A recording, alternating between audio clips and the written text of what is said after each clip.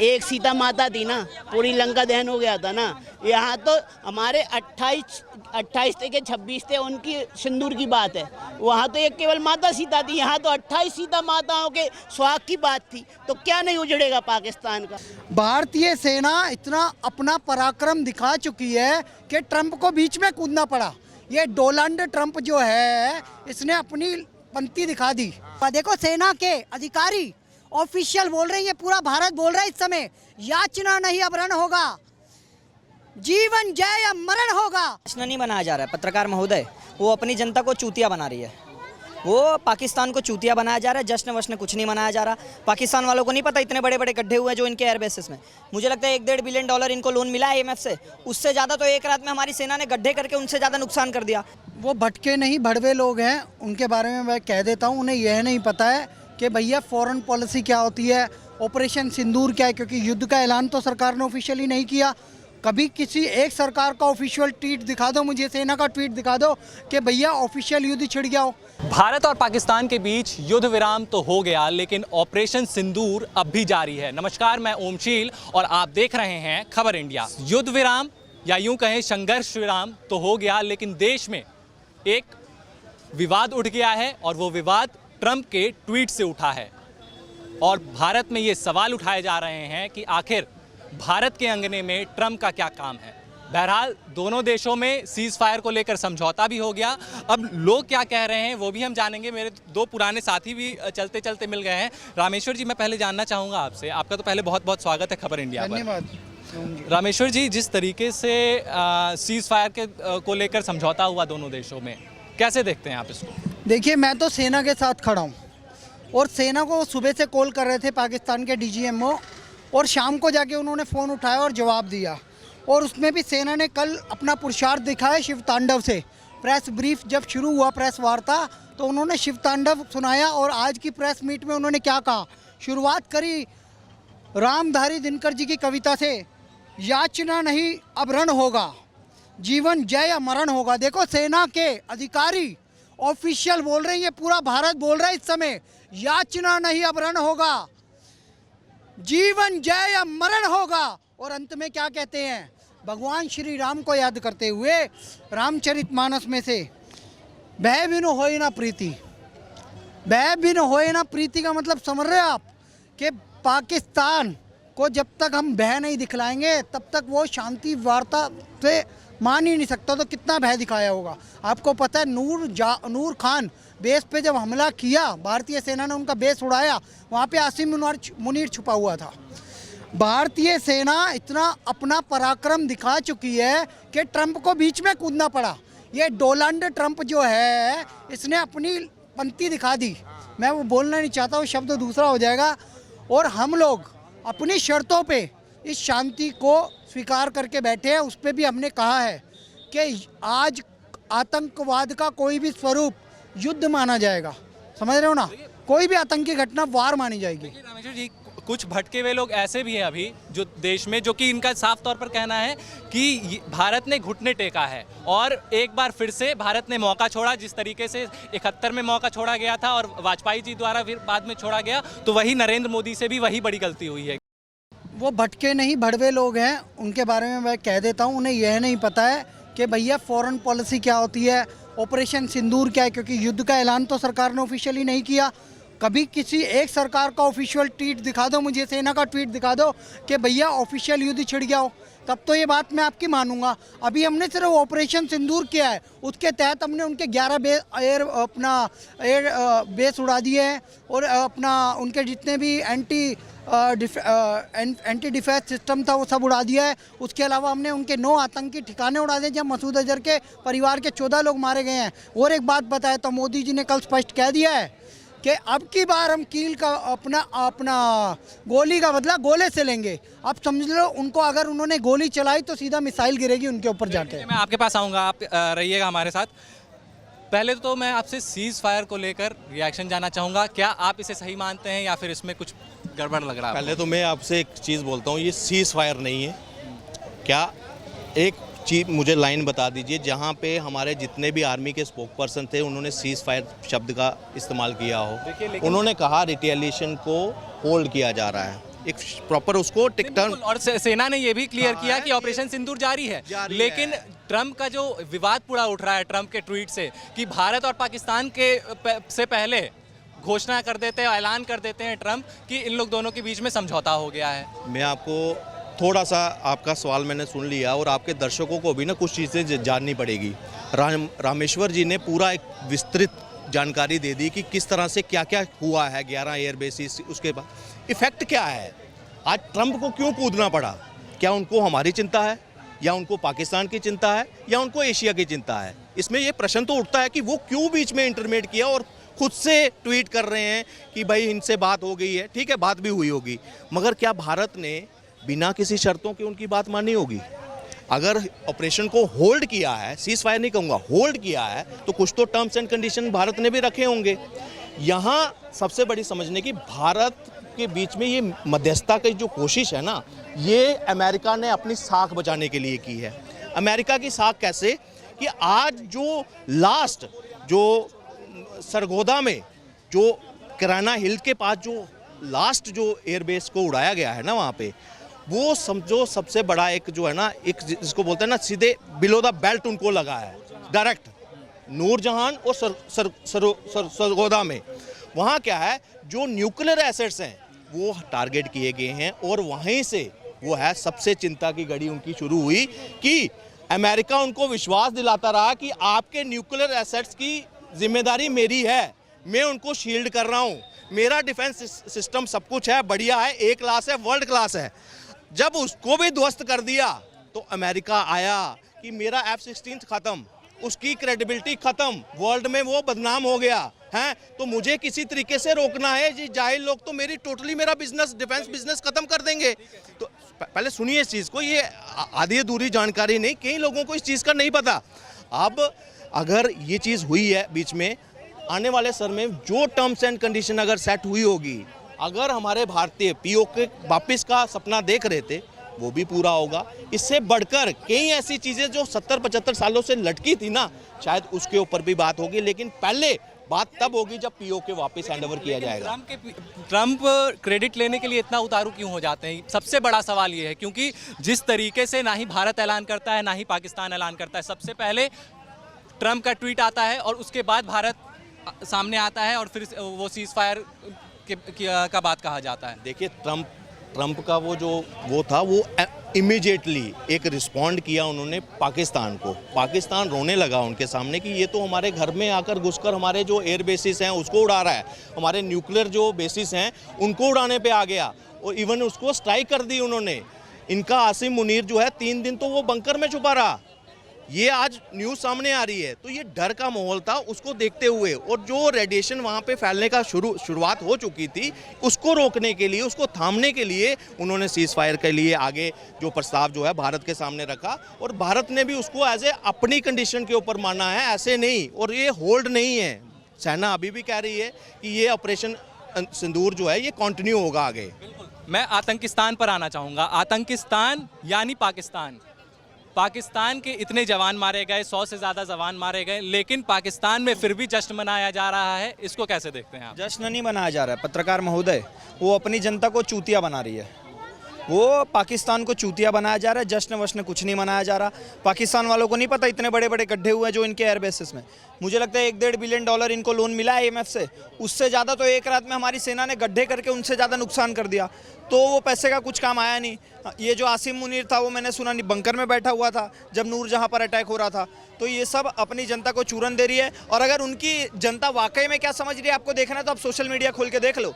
मैंने कितनी सारी वीडियो देख रही है जिसमें ये लोग आसिम मुनीर को गाली दे रहे हैं, ये लोग अपनी पाकिस्तान आर्मी को गाली दे रहे हैं, ये लोग अपनी पाकिस्तान की जो भी इनकी सरकार है उसको गाली दे रहे हैं कि भैया सरकार हमें उल्लू बना रही है। गिरता है ड्रोन और ये अपनी जनता को बताते कि बिजली गिरी है। तो इससे समझ में आ रहा है कि पाकिस्तान की जनता भी ये समझ चुकी है कि भैया हमारी जो पाकिस्तान आर्मी है वो हमें चूतिया बना रही है। देखिए, S-400 ने तो परखच्चे उड़ा दिए इन लोगों के, लेकिन फिर भी ये कायर पाकिस्तान, चाहे हम बात करें शाहिद अफरीदी की, शाहिद अफरीदी का आप वो वीडियो देखे होंगे जिसमें वो पाकिस्तान के झंडा लहरा रहे हैं और आपने जिस तरीके से कहा कि वो जश्न नहीं मना रहे हैं, कुछ और मना रहे हैं। तो ये कायरता, ये जनता को कब तक मूर्ख बनाएंगे पाकिस्तान की? सवाल ये है सर, जब तक इनकी जनता 72 हुरों के नशे में चूर है तब तक उल्लू बनाएंगे। जब तक इनकी जनता जहाद जहाद के नारों में गूंज रही है तब तक इनको उल्लू बनाएंगे।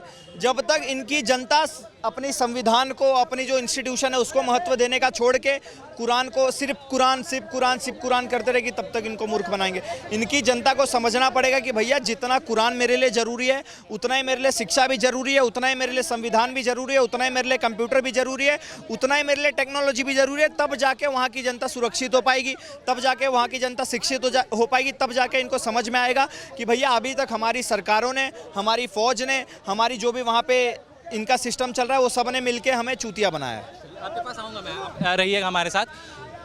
कांग्रेस देखिए सीज फायर को लेकर समझौता हो गया दोनों देशों में, लेकिन विपक्ष विशेष सत्र का मांग कर रहा है, इसको कैसे देखते हैं आप? देखिए खाली ये क्या समझौता नहीं, एक अंडरस्टैंडिंग है, ठीक है। अंडरस्टैंडिंग की वजह से पाकिस्तान के डीजीओ ने हमारे डीजीओ से बात करी और उन्होंने कहा ठीक है जब आप इतना वो कर रहे हो, तो इन्होंने एक अंडरस्टैंडिंग लेटर बना और उस पर दोनों देशों के डीजीओ ने खाली कोई बैठक नहीं करी, खाली वो मतलब डिजिटल वे में बात हो चुकी। तो इस वजह से अगर अब की बार अगर इन्होंने कुछ भी करा, अगर एक भी टेररिस्ट अगर भारत में भेजने की कोशिश करी और कोई ऐसी हरकत करी तो यहाँ से सीधा इंस्ट्रक्शन है कि वो अगर गोली चलाएंगे तो यहाँ से गोले चलेंगे और पाकिस्तान का निस्त नाबूद कर देंगे। बिल्कुल, जिस तरीके से ये ऑपरेशन सिंदूर, देखिए सिंदूर एक शब्द नहीं है, सिंदूर संस्कार है, और ऐसा लगता है जो कार्रवाई हुई और ऐसा लगता है कि भारतीय सेना उस संस्कार का पालन की और जो 26 लोग मारे गए थे, 26 लोगों को जिस तरीके से आतंकियों ने मारा उसका बदला पूरा हुआ है। बिल्कुल उसका बदला पूरा हुआ है। 100 लोगों को हमने मार दिया, वहाँ के जितने भी टेररिस्ट कैंप थे उनके उजाड़ करके रख दिए हमने। तो कुल मिला करके और उनके इतने 12 एयरबेसेस उड़ा दिए हमने, जो एयर बेसिस सिस्टम था उनका सब खत्म कर चुका है। तो कुल मिला करके अब उन्हें पता चल रहा है कि कहीं मेरे न्यूक्लियर बम को, जो मैं न्यूक्लियर की धमकी दे रहा हूँ ना, ब्रह्मोस तो छोड़ तो दिया था वहाँ पे, वो न्यूक्लियर के पास में ही जाकर के गिरा, तभी लोगों का पूरे विश्व में मतलब डर का माहौल पैदा हो गया था। देखिए ट्रम्प क्या कह रहे हैं, अमेरिका क्या कह रहा है, उससे तो हमें कोई मतलब नहीं है ना। हमारे देश ने क्या किया, हमारी सरकार ने क्या किया, हमारी आर्मी ने क्या किया, हमें उस पर बात करना चाहिए। ऐसे तो चीन भी कुछ कह रहा है, पाकिस्तान कह रहा है कि हम जंग जीत गए, तो आप मान रहे हो कि पाकिस्तान की बात? तो अमेरिका अगर कह रहा है कि मैं मध्यस्थता में पड़ के मैंने समझौता करा दिया, सीज फायर करा दिया, तो हम क्यों उसकी बात मानेंगे, क्यों मानेंगे? नहीं, लेकिन सवाल ये है कि मीडिएटर की भूमिका निभाता है, और सवाल बड़ा तब हो जाता है कि भारतीय सेना और पाकिस्तानी सेना से सबसे पहले वही आ जाते हैं ऐलान करने के लिए, और उसके बाद फिर भारतीय सेना आती है। तो कहीं ना कहीं लगता है कि ये जो बायलैटरल इशू है इसको अंतर्राष्ट्रीय क्यों बनाया जा रहा है? यहाँ कोई मीडिएटर नहीं था, ना ट्रम्प मीडिएटर थे। यहाँ कोई विषय ऐसा है जिसे उजागर नहीं कर सकती, ना आर्मी कर सकती, ना पाकिस्तान की सरकार कर सकती, ना भारत की सरकार उजागर कर सकती है। कोई विषय ऐसा है जिसे दबा के रखा गया है। अब उस विषय की वजह से अगर लोग कुछ बात कर रहे हैं तो करने दो। इंटरनली सबको पता है क्या हुआ है, पाकिस्तान के कैसे मारी है इंडियन आर्मी ने जाके, सबको पता है। तो यहाँ ना हिंदुस्तान की सरकार, भारत की सरकार ना पहले अमेरिका के दबाव में थी, ना आज दबाव में। आज भारत के दबाव में पूरा विश्व चल रहा है।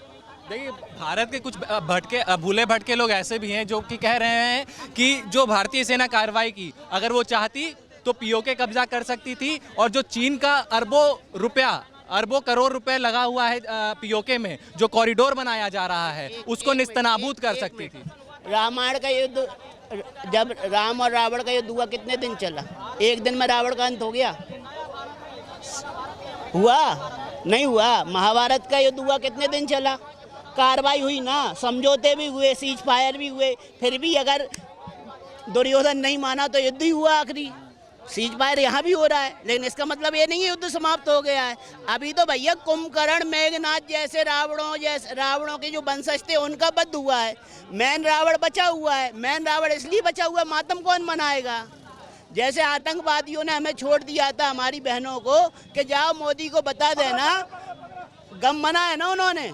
तो भाई अगर मेघनाथ, कुंभकर्ण जैसे राक्षस मारे जा रहे हैं पाकिस्तान में, तो रावण को भी तो गम बनाने का मौका मिलना चाहिए ना। आज हमने पाकिस्तान को वो ही मौका दिया है। तो मतलब कुल मिला के इस संघर्ष में एक चुटकी सिंदूर की कीमत पाकिस्तान को पता लग गया है। एक सीता माता थी ना, पूरी लंका दहन हो गया था ना। यहाँ तो हमारे 28 थे के 26 थे, उनकी सिंदूर की बात है। वहाँ तो एक केवल माता सीता थी, यहाँ तो 28 सीता माताओं के सुहाग की बात थी। तो क्या नहीं उजड़ेगा पाकिस्तान का? लंका की तो बात छोड़ो, पाकिस्तान का पूरा पाकिस्तान उजाड़ के रख देंगे।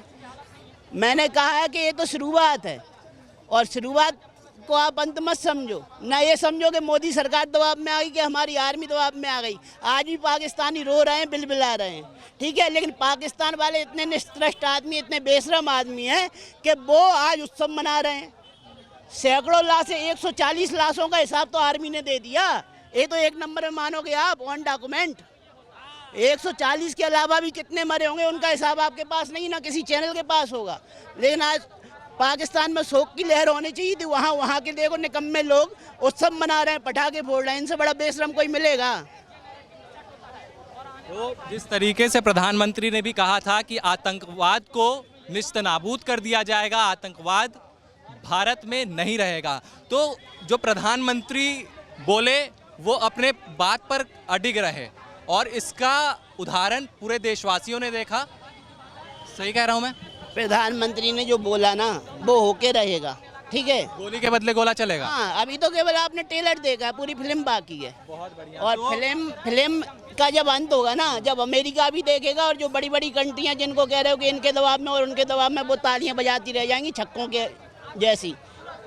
हिसाब तो भारत करेगा, एक एक मौत का हिसाब करेगा। चलिए, तो भारत ने सिर्फ अभी ट्रेलर दिखाया है और पूरा फिल्म अभी बाकी है। लेकिन सवाल ये है कि देखिए, ये समझौता हो गया सीज फायर को लेकर, लेकिन विपक्ष विशेष सत्र की मांग कर रहा है। ये कितना सही मान रहे हैं? क्योंकि सवाल ये उठ रहा है कि ऑपरेशन सिंदूर अभी भी जारी है, सेना का बयान आ गया है, लेकिन फिर भी इस समय विपक्ष विशेष सत्र की मांग कर रहा है। कैसे देखते हैं आप इसको? देखिए, जो आपने बोला समझौता हो गया सीज फायर का, पहले मैं आपको जानकारी के लिए बता दूं, ये जो समझौता हुआ है ये अभी मौखिक है, लिखित नहीं है। अभी ओरली बोला गया है, ब्लैक एंड वाइट कुछ भी नहीं है। और अभी हमारी सेना ने ये कहा है कि ऑपरेशन सिंदूर अभी चालू है। जब ऑपरेशन सिंदूर अभी पूरी टेम्परेली सस्पेंड किया गया है, पूरी तरह से डिसमिस नहीं किया गया, तो विपक्ष को इतनी जल्दी क्या है ये जानने के लिए कि हमारी सेना जो है वो क्या कर रही है। देखो, मुझे बताइए, क्या इस समय विपक्ष के ऊपर इतना भरोसा किया जा सकता है कि हम सेना की सारी बात उनके आगे बैठा के खोल दें?